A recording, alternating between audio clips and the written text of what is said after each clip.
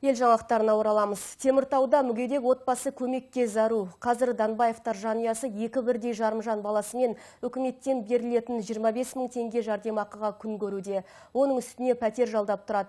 Өзбекстаннан келген оралмандар үй кезегіне де тұрыпты. Алайда ол баспананың кілті алдағы 5 жылда қолдарына түспейтін сыңайлы. Кемпір шал бар еді, әжеміз бар еді. Ояқта білінбеді. Бұяқа келгесін көріп аты қазақтың бәрі. Ата жұртқа келгелі азаптан басқаны көрмедім деген Шарапбек Данбаев тума екінші топ мүгедегі. Оң аяғымен қолы жұмысқа жарамсыз. Ай сайын қолына тиетін 25 мың теңге жәрдемақысының 17 мыңын үйдің иесіне санап береді. Қалғаны шай суын айыруға әрең жетеді екен. Үй талап еді. Үй болса екен, осы неғамыз екен, тамақ қылып, неғып отырсақ, өзіміз отырсақ, жақсы болады деп ойлаймын.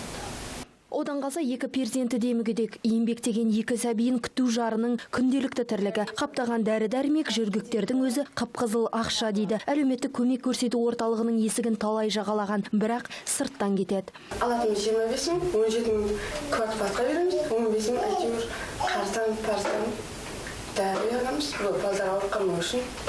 Ал 6 мыңға жуық мүгедегі бар Теміртау қаласының әлеуметтік көмек көрсету орталығының мамандары Данбаевтар әулетінің жағдайымен мүлде таныс емес екен. Олар түгелі өзімізге тікеңдеген басшы, біз ештеңе істей алмаймыз деп қол қусырып отыр. Бізге медициналық анықтама келсе, сол арқылы жұмыс істейміз. Барлық мүгедектердің құқығы бір. Ешкімді бөліп жармаймыз. Бірақ Данбаевтар ешқашан бізге көмек сұрап келмеді. Оралман әулетінің тұрмыс тауқыметін арқалап тұрғын үй секторына да жолықтық. Шенеуніктер де кезектен тыс ешкімді баспанамен қамтамасыз ете алмаймыз дейді.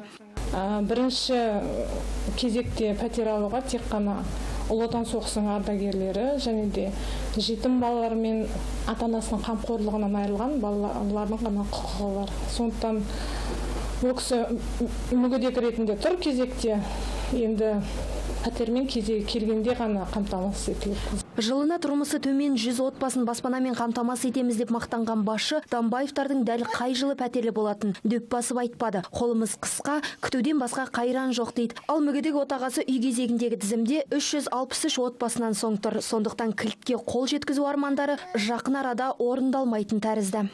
Гүлназия Мирханқызы, Бақтияр Оспанов, Арнайы Қазақ Ньюс үшін Қарағанды облысынан.